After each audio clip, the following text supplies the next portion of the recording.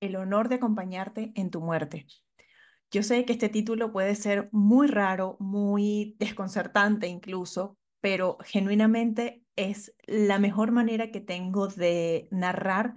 esta oportunidad que la vida nos da, esta situación que muchas veces se nos presenta y que a veces pareciera ser un castigo, a veces parece tan doloroso que no soy capaz de ver nada distinto al dolor, pero acompañar a alguien a quien amamos en su muerte es definitivamente un honor. Y hoy les voy a dar algunas perspectivas que tengo para que de alguna manera justifican o que dan sentido a esta premisa. Mi nombre es Daniela Hidalgo, soy tanatóloga y esto es El Camino del Duelo. Queridos, bienvenidos a un nuevo capítulo del Camino del Duelo. Me complace muchísimo que estén acá, que le hayan dado play a este capítulo. Los invito a quedarse hasta el final y si el contenido les hace sentido, si la información que les comparto resuena en cada uno de ustedes, entonces la invitación se las extiendo a que se suscriban al canal si me están escuchando a través de YouTube, que se suscriban a la cuenta si lo están haciendo a través de Spotify y que compartan este contenido para crear cultura de duelo. Estos son temas que son álgidos, que son complejos, que probablemente si lo estás escuchando es porque estás viviendo una situación similar o porque la viviste recientemente o porque conoces a alguien que la está viviendo y por tanto es el momento preciso e ideal para compartirlo. Generalmente la gente tiene la curiosidad o la un poco sí, la curiosidad de saber, se preguntan cómo puedo ayudar a alguien que está viviendo un proceso de duelo y es esto, es compartir información que a ustedes les haga sentido. Así que, sin más preámbulos, arranquemos con este capítulo. La premisa de hoy es para mí una certeza, no tengo pruebas, pero tampoco tengo dudas de que acompañar a alguien en su muerte es todo un honor. Voy a comenzar por contarles una experiencia muy personal. Cuando mi mamá falleció, yo estaba con ella. Y aunque la frase es medio poética o medio novelesca, literal murió en mis brazos, porque estábamos hablando, viendo Betty la Fea, y de pronto comenzó ella a desvanecerse, a tener como si estuviese ida. Y ahí yo me doy cuenta de que algo estaba pasando, de que había algo raro y comienzo a llamarla como pues a pedirle que me viera, que me sostuviera la mirada para entender que estaba ahí, que estaba consciente y de pronto en cuestión de minutos, segundos, ahora mismo reflexiono y pienso que fue muy poquito el tiempo, que no pasaron, no llegó a ser, no sé, 3 minutos a lo sumo y cada vez se iba desvaneciendo más y logró voltear a verme pero siguió como aletargada hasta que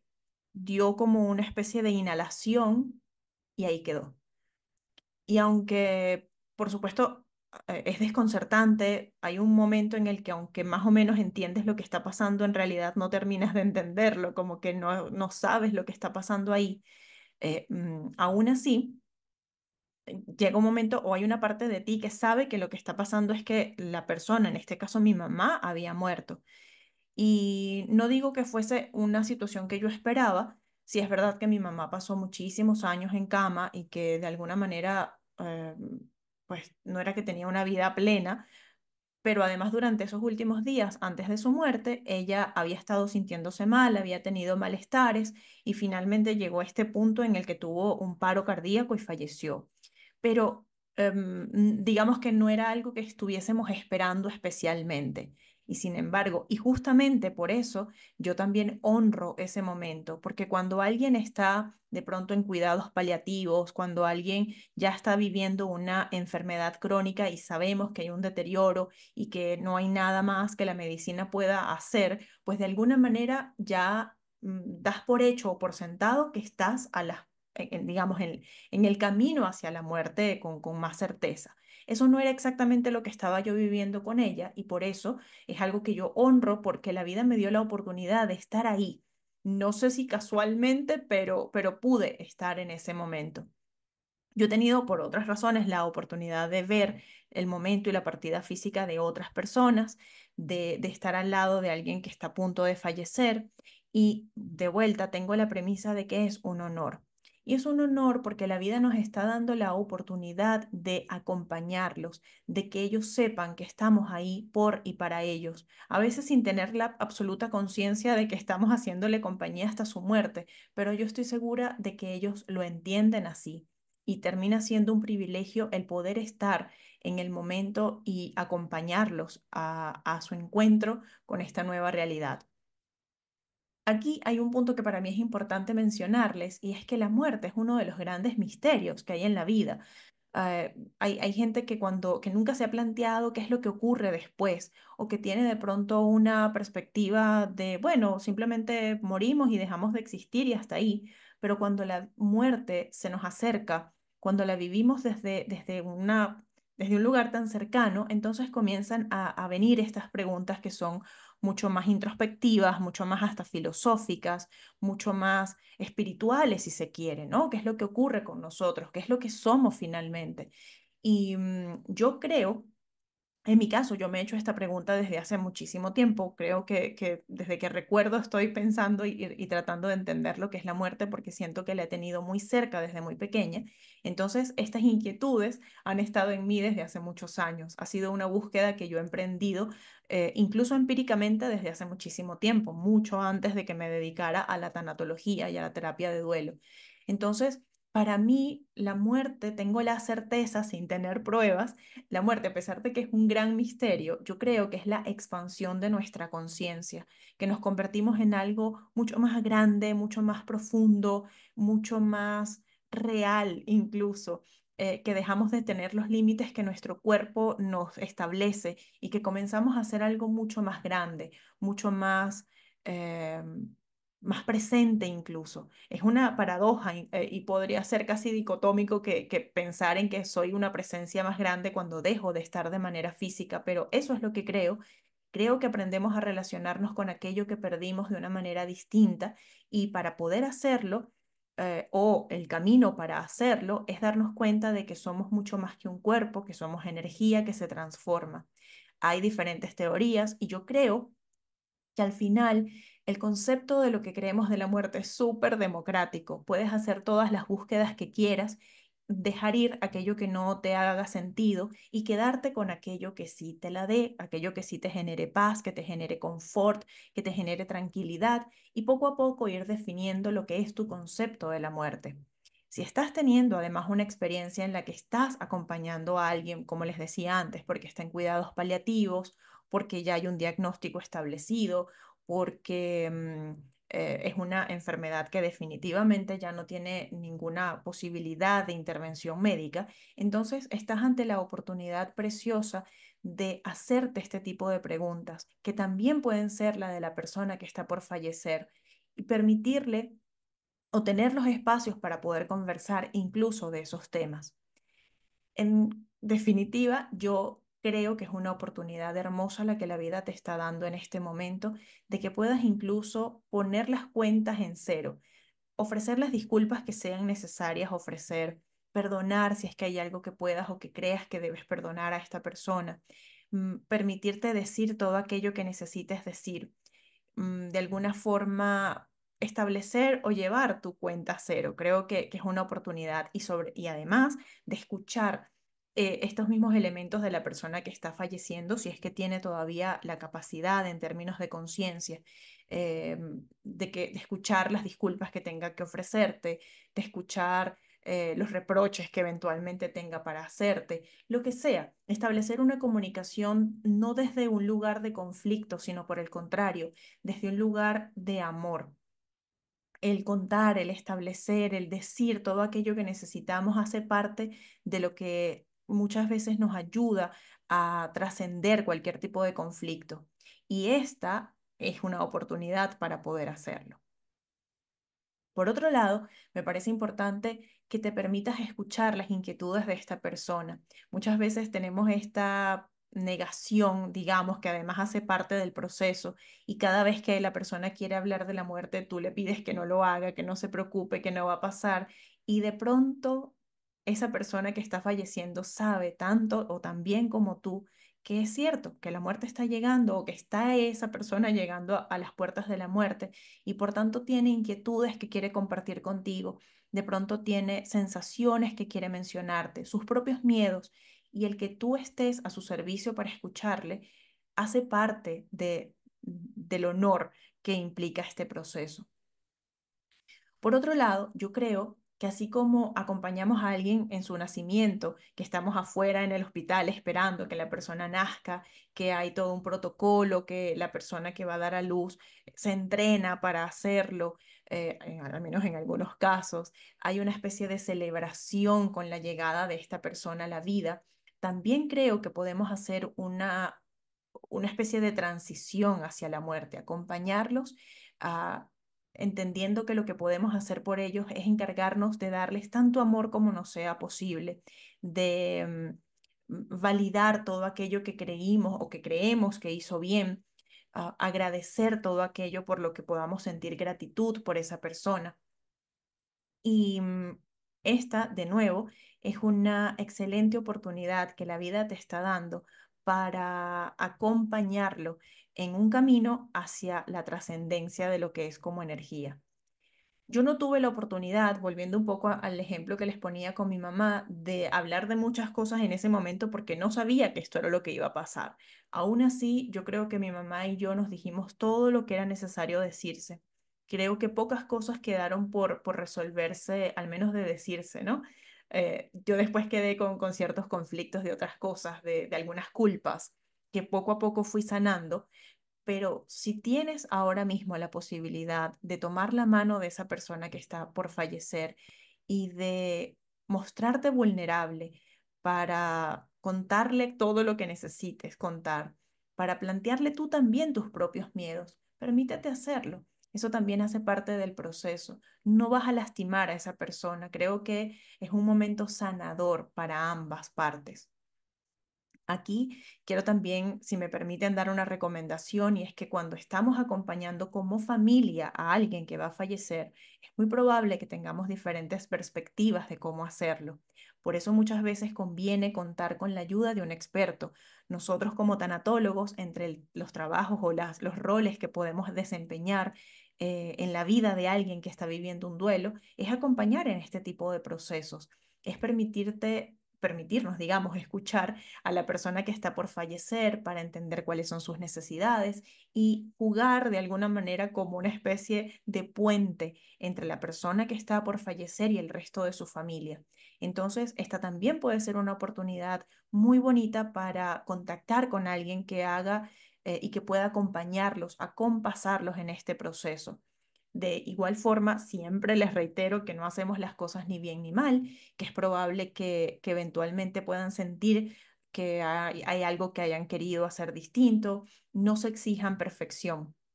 Estos procesos no vienen con un manual de instrucciones, ni siquiera para quienes hemos estudiado el duelo y la muerte. El proceso de duelo y de la experiencia de cada ser humano es tan personal que no hay forma de estandarizarlo, no hay maneras de establecer una serie de pasos que no van a tener fallo porque no funciona de esa manera. Pero cuando hacemos lo mejor que podemos, con los recursos que en ese momento tenemos, podemos quedarnos con la satisfacción del deber cumplido. Y para llegar a ese lugar, muchas veces conviene buscar a alguien que nos pueda guiar, que nos pueda dar esta orientación, que de alguna manera tenga un poco más de conocimiento del que se tiene en la familia para poder ayudarles. Sobre todo porque, como les planteo, muchas veces ocurre que hay, pues eso, diferentes perspectivas, que hay alguien de la familia con quien de pronto chocamos un poco más y estos choques suelen, o estas diferencias, estas discrepancias que siempre ha habido en la familia y en las relaciones, comienzan o florecen en situaciones de este estilo, porque además todos estamos conflictuados, emocionalmente movidos. Tenemos poca capacidad de ser asertivos, estamos muy emocionales y todo eso puede generar que los roces, los conflictos, los desacuerdos comiencen a tener como una intensidad mucho mayor. Eso también hace parte del proceso y no necesitan hacerlo perfectamente, solamente poner su intención en hacerlo lo mejor posible, considerando además las necesidades de la persona que está por fallecer. De esa manera vamos a poder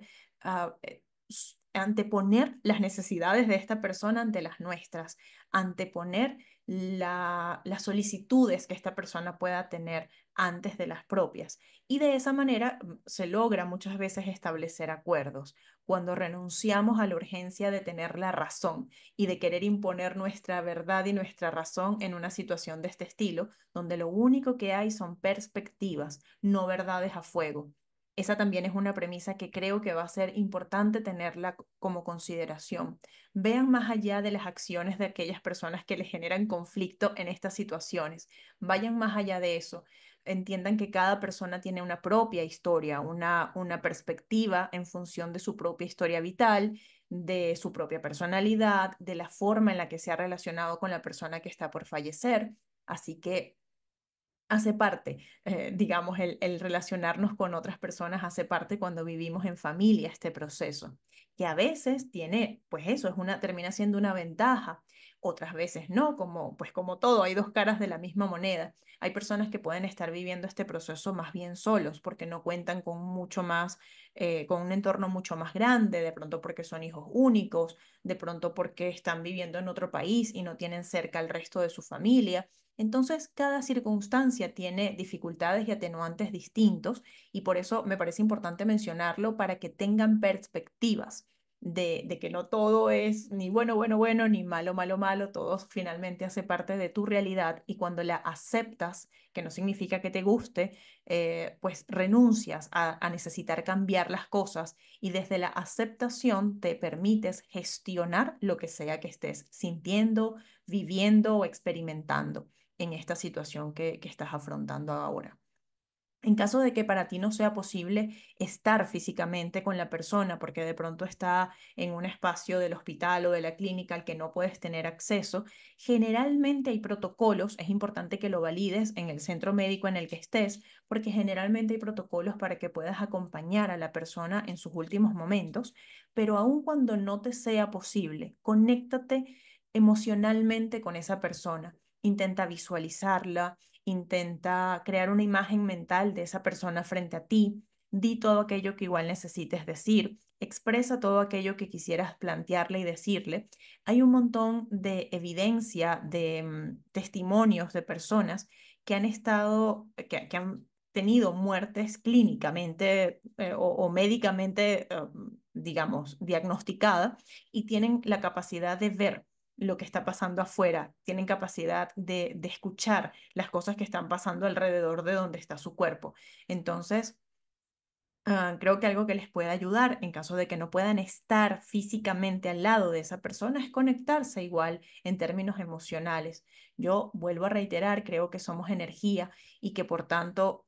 aun cuando estamos en un proceso tan cerca de la muerte, nos comenzamos a expandir. Elizabeth Kubler-Ross mencionaba esto en sus conferencias y en sus libros, porque también tuvo la oportunidad de entrevistar a mucha gente que estaba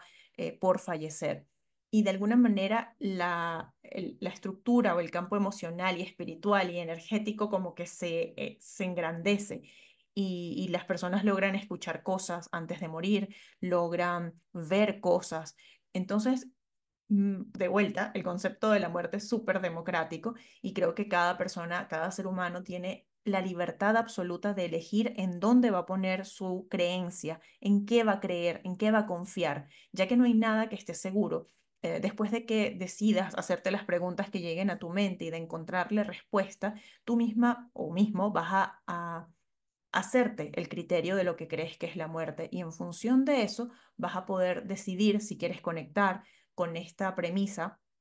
de que somos energía y que por tanto muy probablemente lo que pienses, lo que digas, la persona que está falleciendo, esa persona a la que amas, va a ser capaz de escucharlo, de sentirlo, de saber lo que tú estás diciendo o sintiendo por él o por ella. Mis queridos, sé que este es un capítulo que puede ser muy doloroso, en especial si estás viviendo tú un proceso de duelo. La muerte muchas veces es vista e interpretada como una especie de castigo, como una injusticia muchas veces, pero cuando la aceptamos como parte natural de la vida, dejamos de luchar en su contra y comenzamos a caminar junto a ella. No porque necesariamente nos encante, pero sí porque sabemos que ella existe, que no hay nada que podamos hacer para evitarla en el momento en el que estemos ahí. Ante la muerte no hay mucho que hacer, pero cuando aceptamos que esa realidad existe, podemos comenzar a caminar de manera más ligera al lado de la persona que está por fallecer, hacerlo sin tantos juicios, sin tantas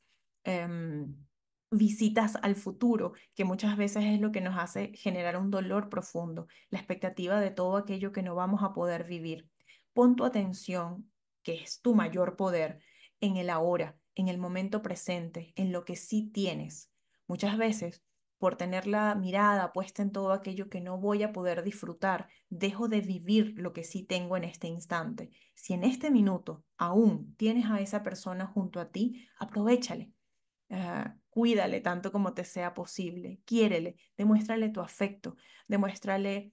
que estás para él o para ella, demuéstrale que ahora mismo te importa lo que tienen como relación, lo que construyeron y lo que van a seguir construyendo de aquí en adelante. No será igual, porque la vida tal como la conocemos evidentemente deja de existir cuando morimos, pero eso no significa que no podamos establecer un vínculo y un lazo afectivo genuino, real, que sea además lo que llene el vacío que vamos a sentir con su ausencia, porque es inevitable sentir un vacío cuando ya la persona no está de manera física y no podemos llenarlo con nada distinto a esa misma persona, solo que ahora desde un lugar diferente, con una manera distinta, con una reinterpretación de la realidad y de la relación que tenemos con esa persona, pero puede seguir siendo igual de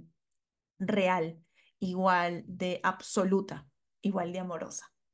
Mis queridos, les mando un abrazo gigante. Si tienen alguna duda, estoy acá para ustedes. En la cajita de descripciones del capítulo les estoy dejando las coordenadas para ponerse en contacto conmigo. Si deciden o si necesitan ayuda como terapeuta de duelos, pues acá estoy para ustedes, para acompañarles en su proceso. Y como les decía hace un momento, de pronto esta puede ser una bonita oportunidad para recurrir a alguien que los acompañe como familia, como grupo, a vivir este tipo de procesos. Pero en definitiva, acompañar a alguien en su muerte es un honor. Hónralo,